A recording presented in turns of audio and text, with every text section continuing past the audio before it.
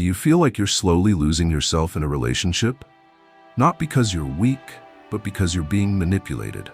Subtly, skillfully, and dangerously. Manipulation doesn't always show up as yelling or violence.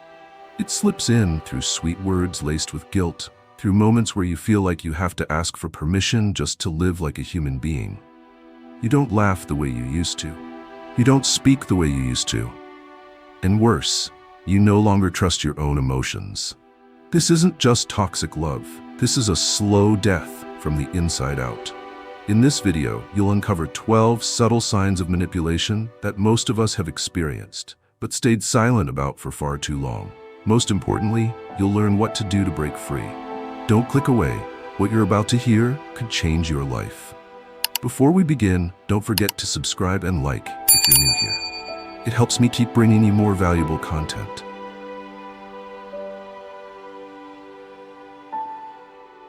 Have you ever apologized for something you didn't even understand was wrong?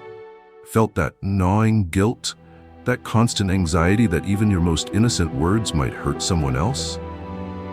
If that sounds familiar, then you're not in a relationship. You're in a sophisticated emotional prison. One where you put the collar on yourself, tie your own hands, and bow your head like a prisoner without even realizing it.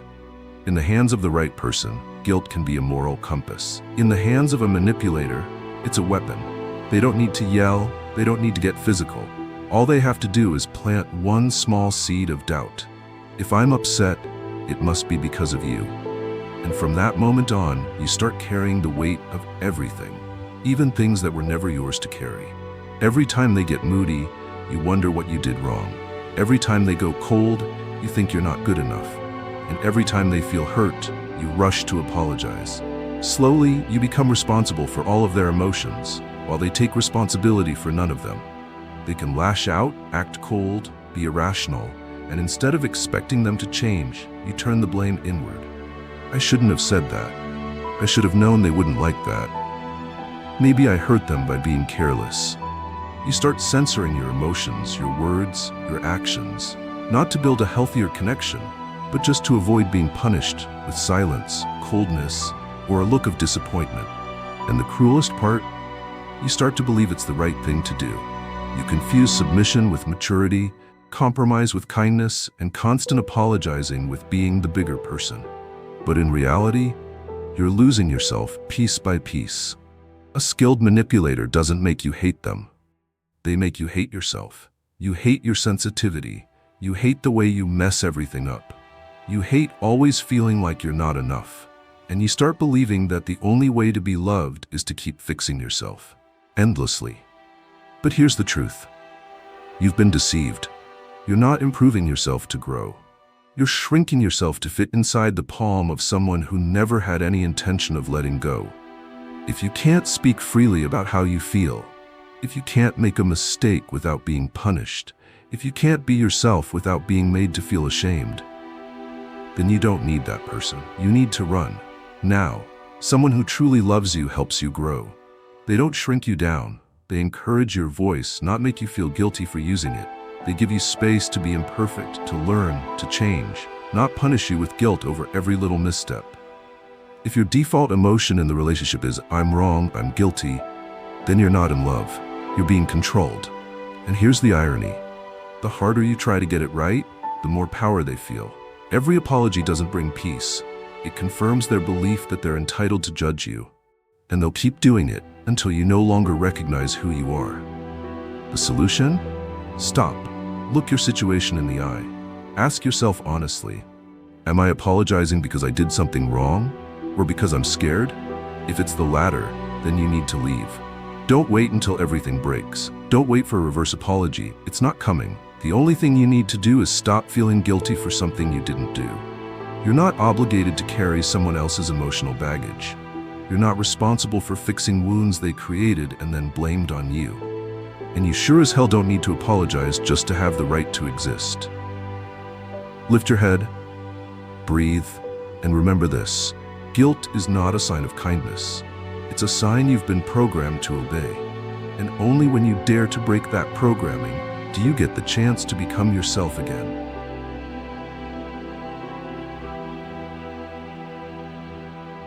Have you ever felt like a criminal without a clear charge? Every time you open your mouth, you're forced to justify, clarify, and revise every word you say, not to be understood, but to be pardoned. Pardoned from the anger, the contempt, the stone-cold silence. All because you made them unhappy. You don't even know what you did wrong, but you apologize anyway, just to keep the peace. That's not maturity, that's surrender. A manipulator doesn't need to scream or slam doors. All they need to do is plant one belief in your head. I'm always right, and you just don't get it. And from that moment on, everything you say carries the weight of assumption. That you're just making excuses. You're no longer allowed to express yourself. You're on the witness stand, defending your innocence in a trial they've set up. And newsflash, there's no lawyer, no objection, and no chance you'll ever win. What makes this dangerous isn't that you have to back down. It's that you start doubting yourself. You start asking, did I really say something wrong? Am I being selfish? Am I blowing things out of proportion? And that's the first step into the trap they've laid. Once you stop trusting your instincts, you have nothing left to defend. You lose your direction. You let them lead. And they always know how to make you feel guilty for simply having your own emotions. When someone is always right, they don't need to raise their voice. All they need is a calm tone, a condescending stare, and to let you twist yourself into knots trying to make your story more acceptable. Every explanation you give becomes evidence of your weakness. They're not arguing to understand you, they're arguing to assert dominance. And every time you fold, they gain more control. Here's the worst part. You willingly play along because you want peace. Because you hate conflict. Because you're afraid of losing their affection, their approval, their understanding. But all of that is an illusion. If there was real affection, you wouldn't have to tremble every time you spoke your truth. If there was understanding, you wouldn't have to pick every word like you're tiptoeing through a minefield. Listen closely. No one survives this kind of relationship with their dignity intact. You might be generous, forgiving, empathetic, but if you have to defend every breath you take, you're living in a psychological cage. And the person locking it doesn't even need a key, because you've done it yourself out of fear of hurting their feelings. Stop lying to yourself. Communication isn't a logic battle, it's honesty. If you can't speak without being judged, you're not communicating, you're being censored. And if you keep bowing your head, one day you'll forget what your voice even sounds like. So what should you do? Stop justifying. Speak your truth, directly, without sugarcoating. Someone who truly wants to understand you will listen. Someone who doesn't, the more you explain, the easier you are to devour. Reset your boundaries. If someone can't accept disagreement without making it personal, they don't deserve a place close enough to affect you. You're not obligated to be accepted by everyone, but you are responsible for defending your own voice. Truth doesn't need consensus to be real, and you don't need permission to be yourself. Remember that. And if someone can't have a conversation with you without stripping you of basic respect, stay silent. Not because you're weak, but because you're done playing a filthy game. You don't need to win. You just need to walk away with yourself still intact. Because if you don't, you'll become exactly what they want, a smiling shadow, quick to apologize, perfectly silent at the right moment, but empty on the inside.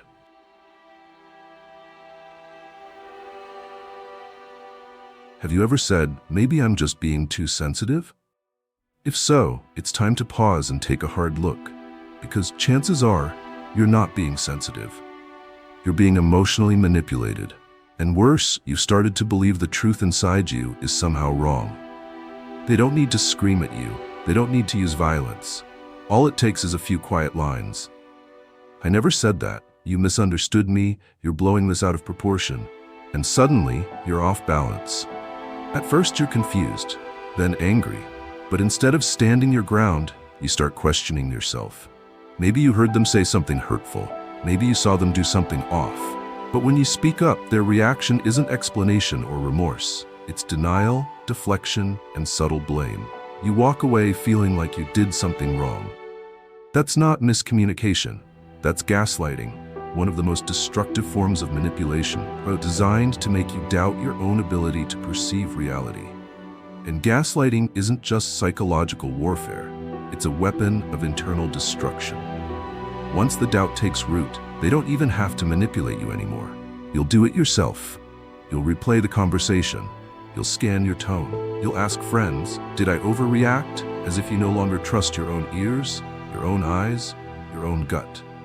That's when you've lost the most valuable thing a man can have, his internal compass.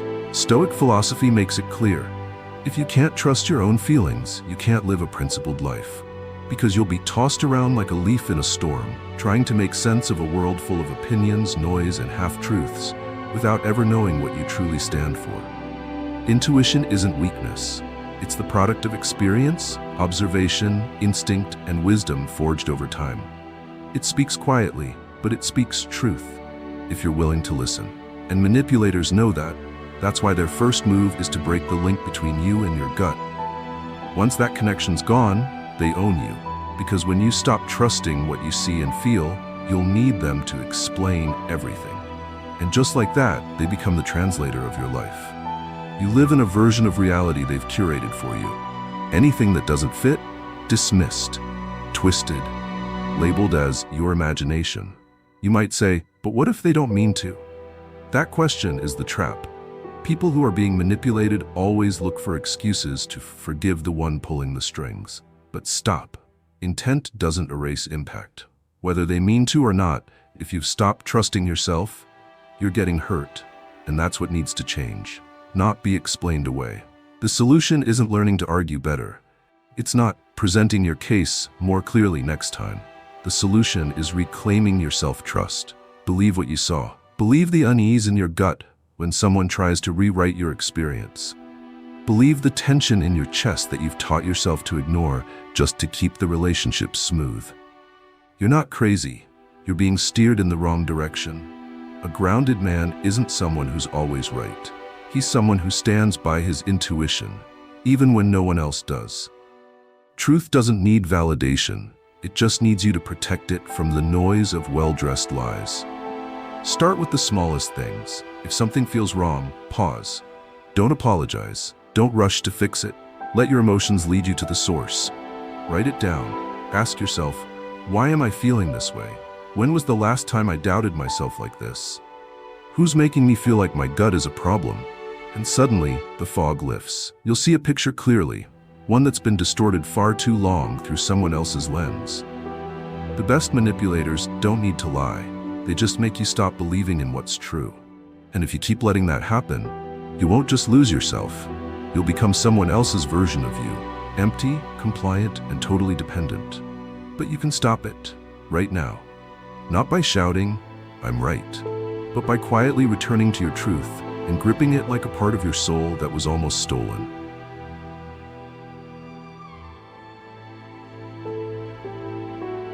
Love, if you haven't realized, is the most addictive substance humanity has ever known. But unlike ordinary addictions, love can either be a healing remedy or a slow, silent poison that kills your will. Manipulators know this, and they don't need guns or chains. All they need are 3 simple words. Don't you love me anymore? It's not a question. It's a threat, wrapped in vulnerability, a punch to the chest that leaves no bruise. It forces you to prove your love, not on your own terms, but under the conditions they set. And once you start playing by their rules, you're no longer a partner, you're a servant. Emotional manipulators never scream, "I control you." They simply create an atmosphere where you must earn their love. They withdraw when you need them most, then reappear when you begin to obey. They offer warmth as a reward, then ice you out like a punishment. Love becomes less about connection and more about compliance. You think you're in love, but really you're taking a test every day. Are you doing enough to earn kindness, to avoid silence, to dodge the next wave of passive-aggressive blame? And if you fail, you're punished. Not with yelling, but with a quiet coldness that slowly destroys your trust. Have you ever felt like you're walking on eggshells? Like every word or action could suddenly be wrong, even though yesterday it was adorable? That's not love, that's a trap. In real love, you don't have to be a censored, polished version of yourself just to feel safe. Manipulators love to say things like, "I'm doing this because I love you," as an excuse for control. They want you to change, give in, be quiet, back down, all for love. But true love never comes with terms and conditions. It frees you, not cages you. It makes you stronger, not smaller. If you find yourself fading, drained, or lost in the relationship, you're not being loved. You're being reprogrammed. Worse, manipulators know exactly how to trigger guilt whenever you try to stand up for yourself. I did this for you. Don't you care about how I feel? All aimed at dragging you back into submission. Every time you try to set boundaries, they throw love at you like a net, and you freeze because you don't want to hurt them.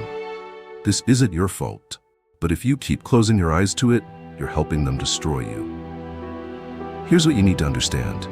Love should never be used as a weapon. It's not a reward. It's not a punishment. It's not something that disappears when you step out of line. Love isn't a prize for obedience. It's a commitment, a presence, a space where you're free within the bond, not trapped by it.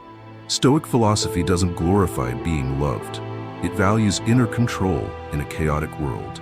And if someone can make you collapse just by withholding affection, a hug, or a kind word, you're not strong. You're dependent, and all dependence eventually breeds pain. So how do you escape this kind of toxic love? First, name it for what it is. No more excuses. No more covering for them. Don't say they had a tough childhood. Don't say they didn't mean it. Awareness is a choice. Repetition is intention. Adults take responsibility. They don't hide behind trauma. Second, reclaim your right to define love for yourself. Ask, what kind of love do I actually want? If what you're getting doesn't match it, stop. You don't need to fight. You don't need to argue. Just stand up and walk away from a game where you were only ever a pawn. Finally, remember this. Being loved is not proof of your worth. You don't need someone's love to deserve existence. You were whole before they arrived. Anyone who makes love conditional, if you do this, I'll love you, is not loving you. They're manipulating you. Love, when it's real, makes you feel stronger, not weaker. It pushes you to grow, not to shrink. If love makes you feel like you're constantly being evaluated, that's not love, it's a prison painted pink. You can choose freedom. And sometimes, freedom begins by finally stopping the effort to be loved by someone who never truly saw you in the first place. Stop wasting another day living in weakness and chaos. Subscribe to Stoic Success now to build an unbreakable mindset, master your emotions, and face life like a warrior.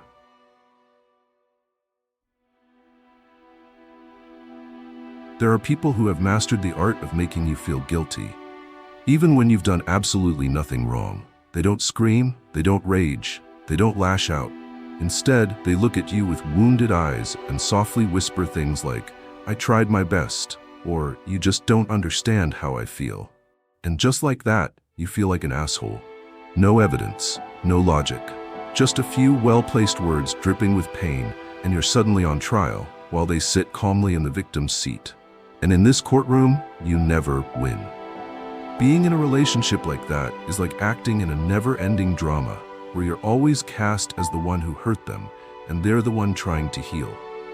Whether it's a misunderstanding or a blatant fact, the end result is the same.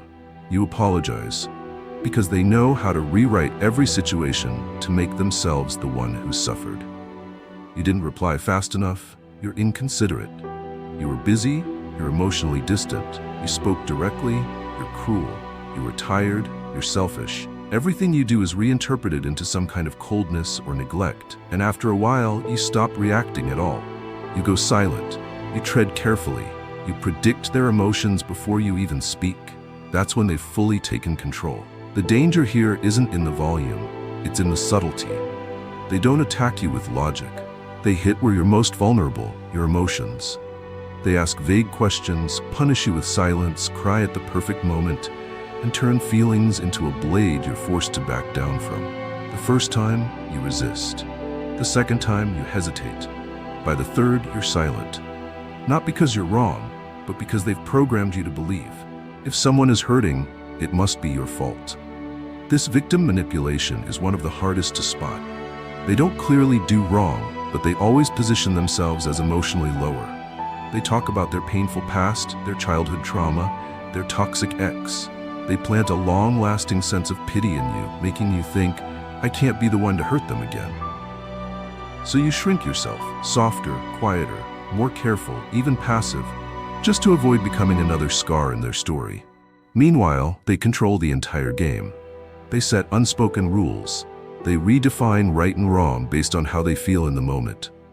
And if you ever push back, you're accused of lacking empathy. This plays out slowly, quietly, until you can't tell what's real anymore.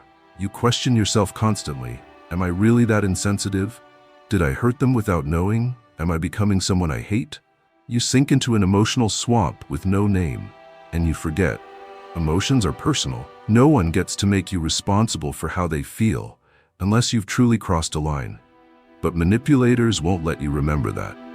They'll keep bringing up every moment you misspoke, forgot, or fell short, no matter how small, to reinforce one message. You are the one who always causes pain. Stoic philosophy teaches that no one can offend you unless you allow them to. But that only holds if your mind still has boundaries. If you live in a space where your emotions are always questioned and theirs always validated, you'll soon lose the ability to tell the difference between real guilt and emotional blackmail. You'll start thinking you're wrong for being tired, wrong for not being sweet enough, wrong for standing up for yourself, wrong for simply being who you are. That's the endgame of emotional manipulation. You no longer believe you have the right to be angry, to speak your mind, or to defend your truth. You become a compliant shadow, constantly apologizing, constantly avoiding conflict by sacrificing yourself. And the cruel irony? Your surrender is never enough. The more you give in, the tighter the noose gets. So what do? First, call it what it is: victim-based manipulation, not emotional complexity, not sensitivity. Second, reclaim the line between their emotions and yours. Yes, care, but no, you're not responsible for their every reaction, especially if you've acted with integrity. And above all, you must be willing to let people be disappointed in order to protect yourself.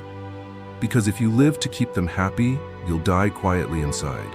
You can love someone, you can support them through hardship, but you cannot live with someone who makes you carry their emotional baggage every time they're sad. You are not their emotional lifeboat. You are a human being with limits, boundaries, the right to be right, the right to be wrong, and the right to be yourself without needing to apologize for it.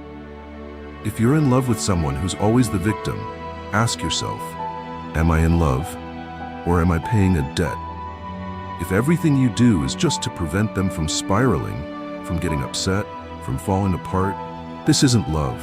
This is a toxic relationship wrapped in pretty emotional packaging.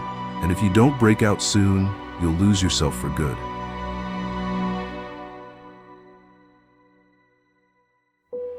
If you've noticed that you talk to your friends less, call your family less, and slowly drift away from the people who used to ground you, stop. It's probably not because you're busy. It's not just life-changing. It's because you're being manipulated, subtly, quietly, pulled away from everyone who ever made you strong enough to recognize that you're being controlled. One of the oldest, most effective tactics in any form of manipulation, from toxic relationships to cults, from religion to dictatorships, is isolation. A manipulator knows that as long as you still hear voices from the outside, your tough father, your blunt best friend who once pulled you out of darkness, your older sister who always speaks the truth, they don't fully own you. So they don't attack those people directly. They plant doubt. Have you noticed your friend always tries to turn you against me? I think your mom doesn't really respect our space. Ever since we got serious, your buddies seem a little jealous, don't they? Your sister always acts like you're not enough. Don't you see it? These comments aren't random. They're intentional, strategic, repeated, not to make you hate your support system, just to make you question it. So the next time you think about opening up to someone, those thoughts kick in. Do they really get me? Are they on my side? Are they secretly judging me? And just like that, you hesitate. You go quiet. You back away from the connections that used to be your safe place. Not because they changed, but because you've been programmed to see them as a threat to your relationship. A manipulator knows this truth. People are weakest when they're alone. Without outside perspective, you start to believe everything they say. You lose your reference points. You lose the mirror that reflects you honestly. So when they say you're too sensitive, you believe them. When they say you're selfish, you believe them. When they say you're moody, cold, difficult, you swallow it whole. Not because you lack confidence, but because you no longer have anyone else reminding you what's real. Stoic philosophy teaches that self-mastery is impossible without access to the truth. And truth doesn't come from one voice. It comes from many. When you're cut off from external feedback, you lose the ability to separate reality from the narrative that's being crafted to control you. And the worst part? You won't realize it until it's too late. No manipulator will ever say, "Cut your friends off." They don't need to. They just need you to feel wrong every time you connect with them. Maybe they sulk, maybe they go quiet, maybe they throw a subtle jab, maybe they get mysteriously sad after every hangout. So you start adjusting. You cancel plans, you stop sharing, you stay quiet. And after a few months, you realize you're alone. And when the relationship starts to crack, when the control becomes unbearable, when you finally want out, you look around and there's no one left. The people who mattered are now strangers. Not because they abandoned you, but because you abandoned them for a relationship that didn't want you strong, just obedient. That's when you realize the cost wasn't just missed hangouts, ignored calls, or lost advice. The cost was long-term isolation that hollowed you out until you had no foundation to push back. So what do? First, look back at the relationships you've let fade. Who kept you grounded? Who told you the truth, even when it stung? Who made you feel strong enough to stand tall? Reach out, reconnect, not to apologize, but to remind yourself, you are not alone. Next, recognize the difference between support and control. Real love encourages connection. It doesn't choke it. Someone who truly loves you wants you to have friends, family, mentors, not to compete with them or resent them. Finally, reclaim your right to your own ecosystem. The people who keep you sharp, focused, alive. No one has the right to cut you off from that. If they do, no matter how sad they act, no matter how in love they claim to be, they're not protecting you. They're protecting their control over you. And you cannot ignore that, because the moment you lose the people who make you strong, you'll become someone even you won't recognize.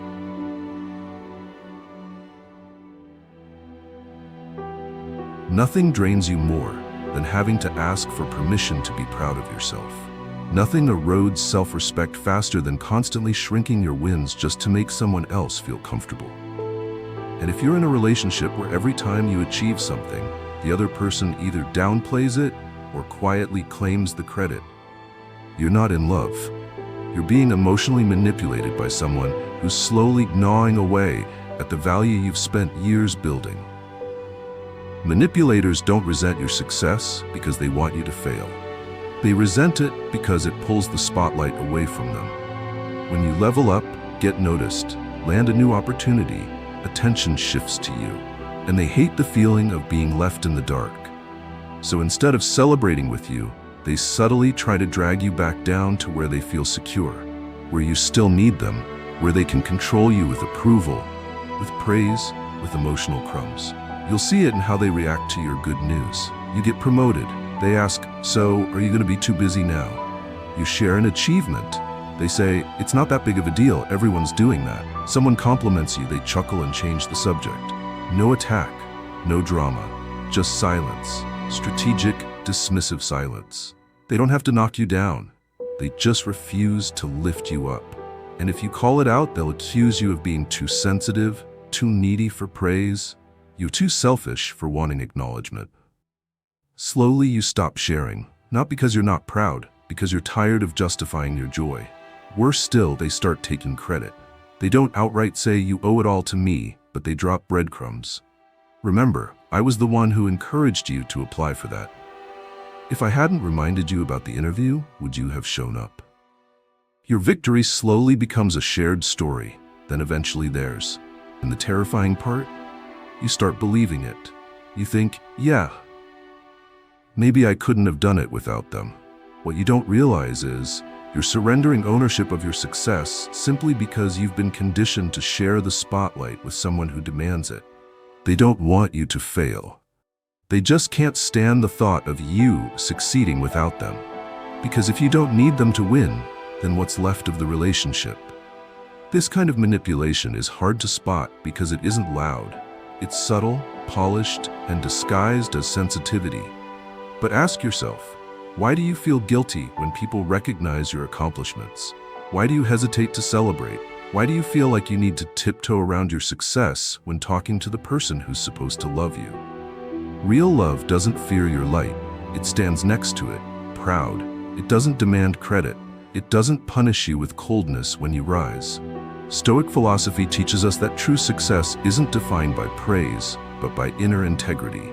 Yet if you're constantly forced to downplay yourself just to keep the peace, you're not living with integrity.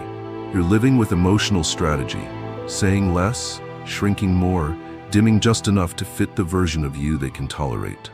And that version of you will die, slowly, quietly, not because they killed it, because you let it fade away one compromise at a time. So what do? First, name it for what it is: psychological theft. Not sensitivity, not love, not just bad chemistry. Someone who truly loves you will push you forward, not pull you back. They'll cheer for you without needing to sign their name on your wins. Next, reclaim your right to be proud. Write down what you accomplished. Remind yourself of the times you pushed through without anyone cheering you on. Don't let someone rewrite your history and stamp their name over it. Your success is not communal property.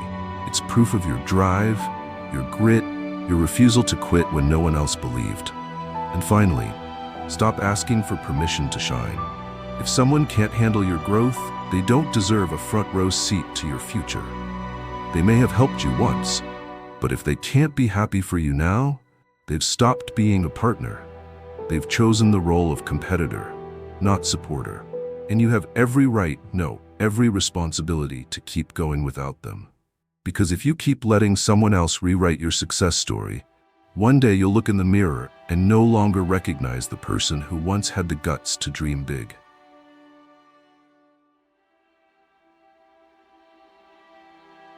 At first, it's just a simple question.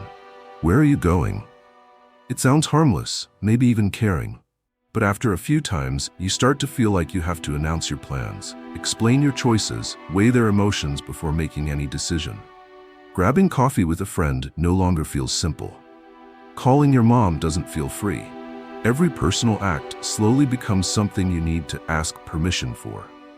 And without even realizing it, you've stopped living like a grown man. You're moving through life like a 10-year-old boy waiting for approval. A manipulator doesn't need to outright forbid you from doing anything. They just need to react subtly when you do something that's not quite what they wanted. A slight frown, a passive-aggressive question, a cold silence after you do what you wanted. And just like that, you start avoiding conflict. You start giving heads up more often. You wait for a green light. You slowly surrender your autonomy in exchange for the illusion of peace in the relationship. But that peace doesn't come from mutual respect. It comes from self-censorship. And here's the scary part. It doesn't happen overnight. It comes in stages. First a question, then a reminder, then a look, then discomfort, until eventually it's a habit. You don't act freely anymore. You forecast their reactions before making a move.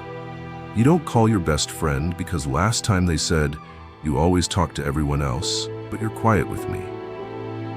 You don't stay late at work because yesterday they were upset that you care more about your job than me. Every personal decision becomes an emotional debt you have to repay with compromise. And the irony? You still think you're free because they never told you no. They didn't scream, they didn't make rules. But real control doesn't need commands. It thrives on the guilt they implant in you every time you do something that doesn't serve their comfort. You're not locked in a room. You're locked in by questions like, why do you even need to do that? Am I not important enough for you to stay? You have more fun without me, don't you? Questions that don't need answers, only your guilt. A healthy relationship doesn't ask you to get permission to live your life. It gives you space to grow, to maintain old friendships, to pursue your own passions, to do things just because they light you up. It doesn't make you feel wrong for wanting time alone or for doing something just because it matters to you. But if you're with someone who constantly makes you explain your independent choices, you're not in love. You're in a prison with no bars. Stoic philosophy teaches that freedom begins in the mind. You don't need anyone's approval to do what's right. And you damn sure don't need to justify your every move to someone who claims to love you. Someone who actually loves you will respect your space. They'll understand that love isn't fusion. It's two whole people choosing to walk side by side, not one absorbing the other. So ask yourself, seriously, when was the last time you did something purely because you wanted to, without checking how they might react?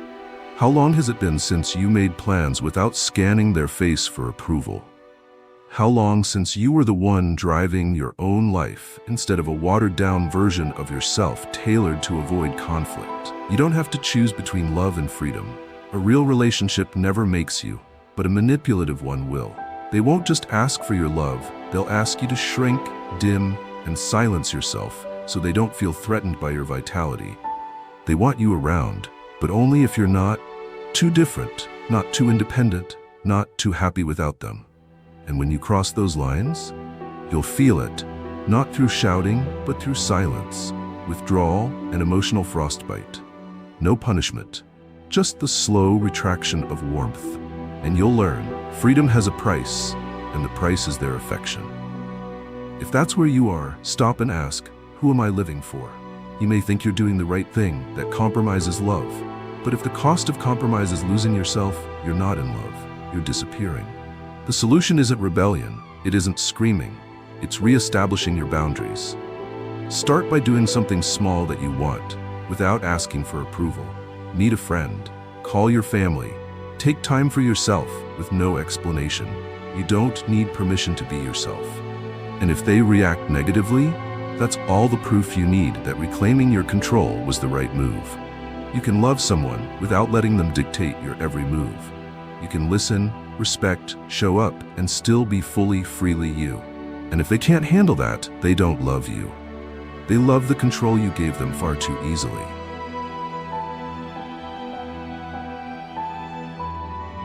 People don't forget things that are meaningless to them. They only forget what they want you to think doesn't matter.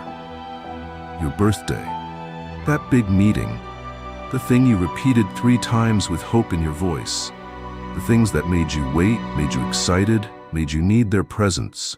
Those are the things they wipe from memory. But ironically, they remember everything that benefits them. They remember a vague promise you made 3 months ago. They remember where you messed up in a past argument. They remember who you smiled at during that dinner party. With clarity, with precision, with intent. The issue isn't memory, it's priority. Because when people care, they remember. Even the things no one reminded them to. They remember because they want to. So when they forget and keep forgetting, it's not carelessness, it's a message. Quietly, they're telling you, I don't consider this important enough to hold on to.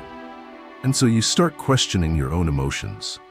Maybe you're too sensitive, maybe they're just overwhelmed, maybe you're expecting too much. You make excuses for them. You silence your hurt to keep the peace. But the pain doesn't go away. It becomes a scar that never heals. Because deep down, you know if the roles were reversed, you would never forget what matters to them. Manipulators understand the power of selective memory. It doesn't cause an explosion.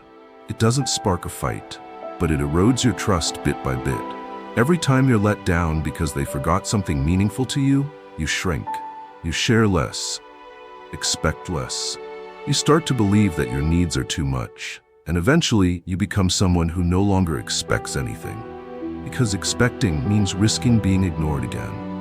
You won't even see them as mean or bad because they haven't done anything obviously wrong. They haven't insulted you.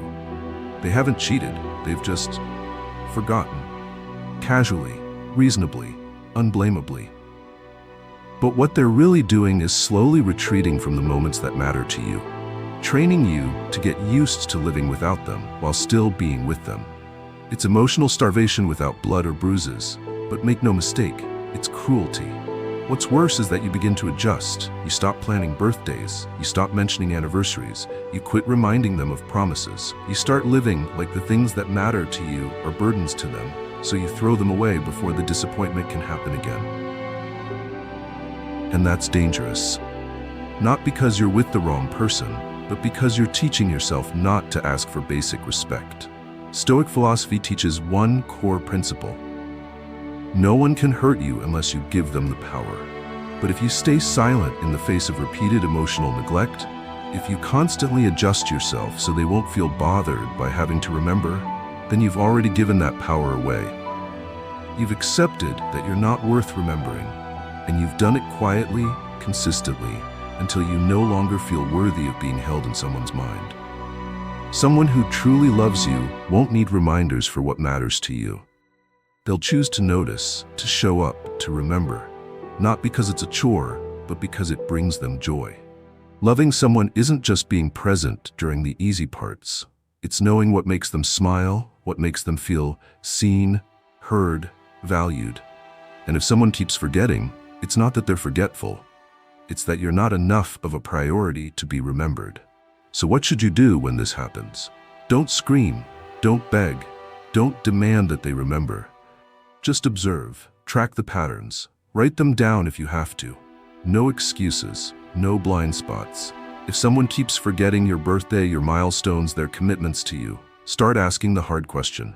Am I really present in their life, or just a convenience they turn on and off? You need to reclaim your right to be cared about, not by begging for it, but by pulling your energy back from places where it isn't met with presence. You don't need repeated apologies. You need changed behavior. And if that change doesn't come, you need to walk away. Not out of anger, but out of respect for yourself. You're not too sensitive. You're not asking too much. You're simply craving visibility in the life of someone you've handed your heart to. And if they can't spare the memory to hold on to you, then they don't deserve any part of you. Let them forget. Then let them watch you leave.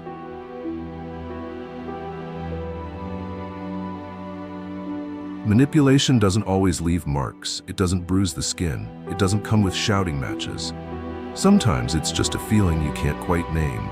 But every time you're around that person, you walk away with a heavy chest, a mental fog, and a weight you can't explain. There's no obvious conflict, no overt insult, yet you still feel completely emptied. And the most dangerous part, you start blaming yourself for being too sensitive. This is the moment you need to stop and look closer. That exhaustion isn't physical, it's emotional. It's the toll of constantly fighting your own intuition every time you interact with them. You force a smile when you're not okay. You say it's fine when you're clearly hurt. You filter your words, adjust your tone, suppress your reactions, not because you fear upsetting them, but because you've learned that their instability always takes precedence over your feelings. You're tired because you're calculating, tired from anticipating how they'll react today, tired from walking on eggshells, tired from keeping the peace by shaving off bits of yourself day after day.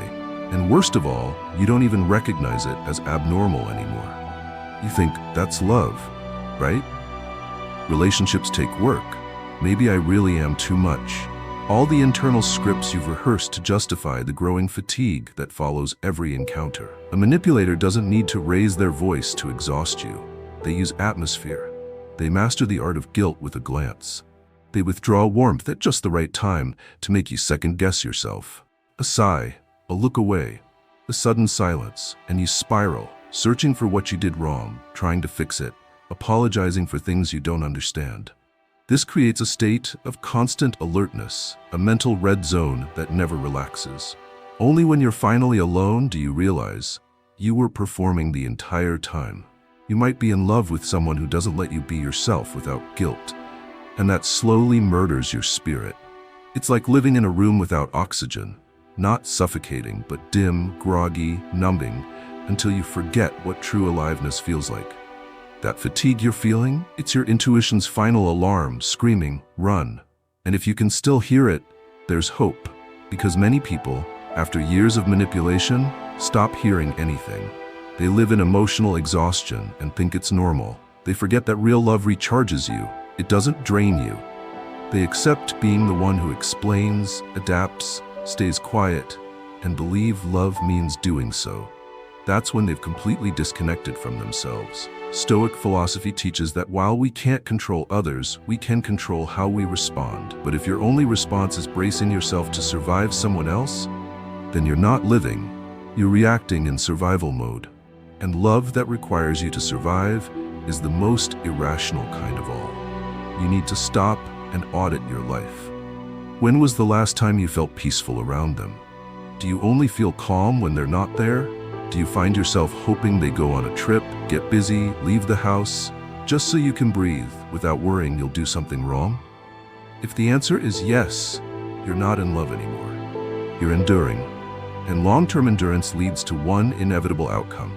You stop being you. You become a safe version. Someone who doesn't upset, doesn't speak too much, doesn't take up space, but also doesn't feel joy, passion, or freedom. A polite shell of a person living inside a well-behaved relationship. So what can you do? First, trust your body. If you feel drained every time you're near someone, don't dismiss it. Don't blame work. Don't blame your cycle. Don't blame the weather. Face the truth. Repeated fatigue in someone's presence is your nervous system reacting. It knows something isn't right. The body doesn't lie. Second, reclaim the personal spaces you gave up. Take walks alone. Reconnect with friends. Visit places that made you feel light again. Observe. Do you feel tired without them around? If not, then it's not your sensitivity, it's their presence. And finally, redefine peace. Peace is not the absence of noise, it's the presence of authenticity. If you can't be yourself around someone without fear, if you're always tight as a wire to maintain harmony, then what you have isn't love. It's a sentence. You're just counting down to emotional collapse. You weren't born to survive fatigue. You were born to live with all the depth and fire you carry. And if someone demands you give that up daily just to keep them comfortable, then the price is too damn high. No one is worth losing yourself for. Ever.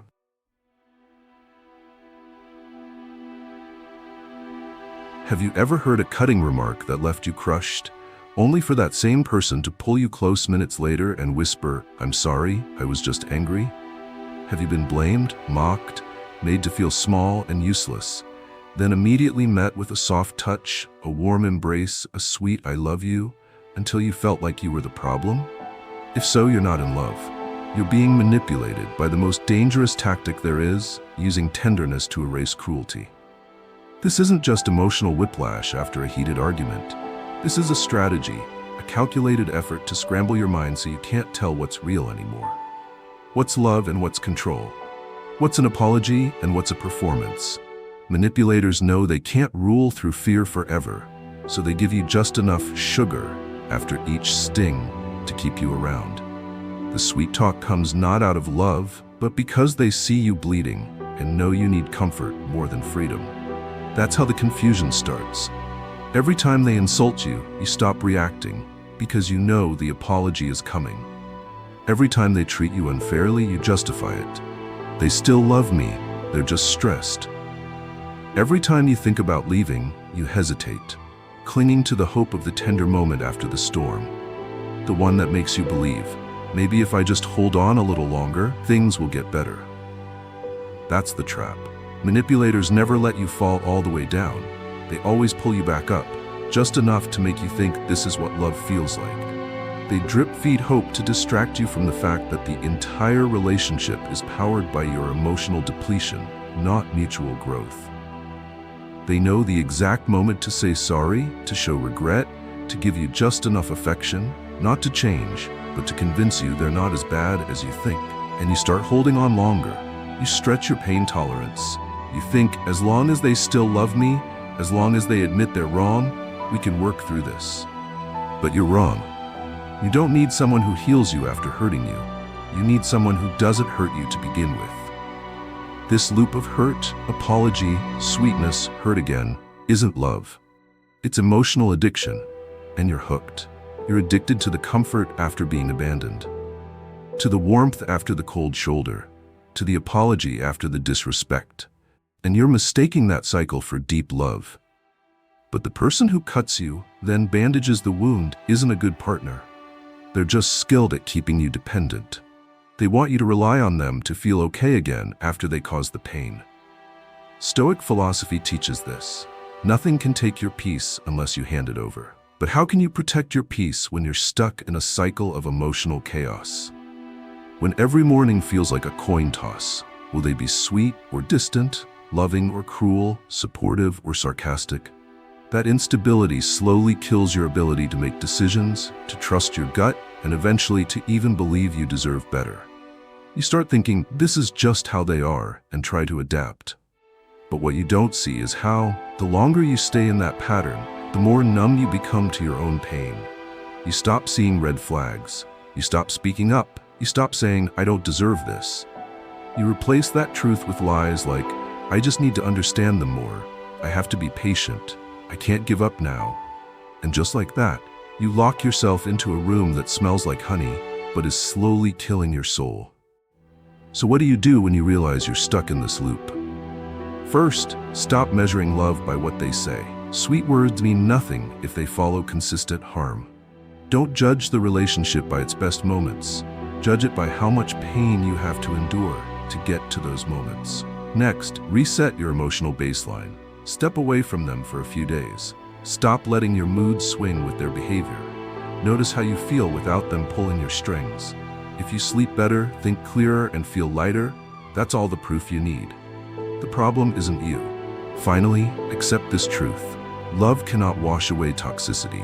No one who truly loves you will make you question your worth.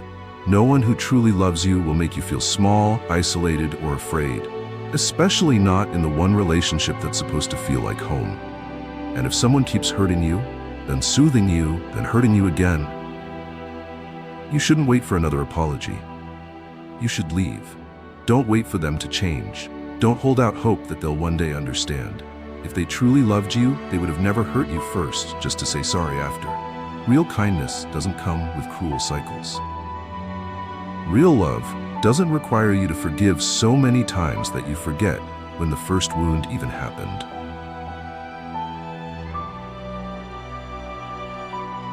One day, you look in the mirror and realize you're staring at a stranger. Not because your appearance has changed, but because of your eyes, your energy, the way you stand, the way you've stayed silent for too long, the way you fold so quickly, the way you smile even when you're numb inside. And worse, you can't even remember how it all started. When, how, none of it is clear anymore. Only one thing is, you're no longer you. You used to be decisive, witty, driven. You had opinions, passions, goals. You lived by your own schedule, made choices because you wanted to, not because someone else needed to feel comfortable. You used to wake up excited for the day. Now you open your eyes and feel exhausted from the first breath. Tired of having to be careful, of having to manage yourself, of constantly making sure no one gets upset. It's a state of existence where you no longer feel alive. A manipulator doesn't need chains to trap you. All they need are enough invisible rules, emotional standards, and conditional love. And over time, you'll start slicing away pieces of yourself to fit into the mold they've created. You stop doing the things you love because they don't get it. You stop talking to friends because they feel left out. You change how you dress, how you speak, how you behave, just to preserve the fragile peace they always threaten to shatter if you don't behave. Manipulation doesn't kill you in one blow. It works like water wearing down stone, drip by drip, steadily, relentlessly, until you've reshaped yourself into a version that no longer resembles who you once were. And by the time you notice, you've lost too much of yourself to find your way back. You go through your days unable to remember what brings you joy. You can't recall the last time you did something just because you wanted to. You're scared to express how you really feel. You don't say "I want," only "Is that okay with you?" or "What do you think?" You live as a self-censored replica. And worst of all, you don't blame them. You blame yourself. You tell yourself you let this happen, that you were weak, naive, spineless. But you're wrong. Emotional manipulation is sophisticated, deliberate. And when you fall into it, it's not because you're weak, it's because you're human and you still believed there was good in them. The problem isn't that you forgave too easily. It's that they were too skilled at convincing you that forgiveness was your only option. Stoic philosophy never teaches you to become a rock, void of emotion. It teaches you to never betray yourself just to meet someone else's expectations. You can change to become better, but if that change makes you a stranger to yourself, that's not growth. That's distortion. So how do you come back? First, you have to face the truth. You've lost yourself. No more excuses. No more blaming circumstances. No more comforting lies like, all relationships are like this. No, they're not. Not every relationship demands that you trade your soul just to keep the peace. Some loves help you rise, others bend you until you break. Next, rediscover the parts of you that got buried. Who were you before this? What did you love? What did you dream of? What made you feel alive? Write it down. Say it out loud.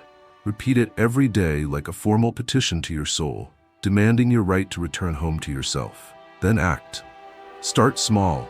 Wear that old outfit you loved. Play the music that used to light you up. Call the friend you distanced yourself from because they didn't approve. Take one day to do what you want. No permission asked. Every small act is a brick in rebuilding the foundation of you. And finally, if they can't accept the resurrection of your real self, if they keep pressuring you to shrink, to doubt, to go back to the way you were, then don't go back. Because the only person you need to return to is you. Love should never require you to disappear so someone else can feel secure. It should never ask you to sacrifice your identity for the sake of peace. And if you've lost yourself, then your priority isn't saving the relationship, it's saving yourself. And remember this, if you no longer recognize the person in the mirror, then you have no business staying in the place that made you vanish day by day.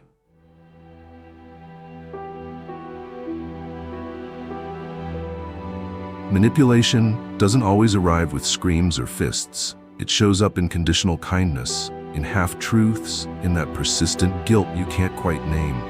And it lingers longest in the relationships we call love. But real love doesn't make you question your sanity. It doesn't make you smaller, quieter, or slowly erase the core of who you are. Love shouldn't make you live in fear, in anxiety, in exhaustion. If you have to sacrifice yourself just to keep a relationship alive, then what you're clinging to isn't love. It's control in disguise. No one has the right to manipulate you because they're hurting. No one gets to control you in the name of love.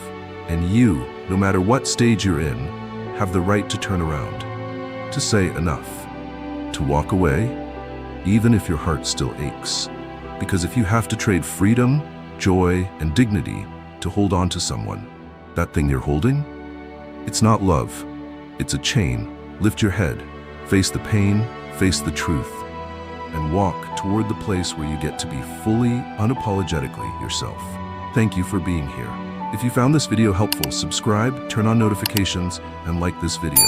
Don't forget to leave a comment so we can spread positivity together.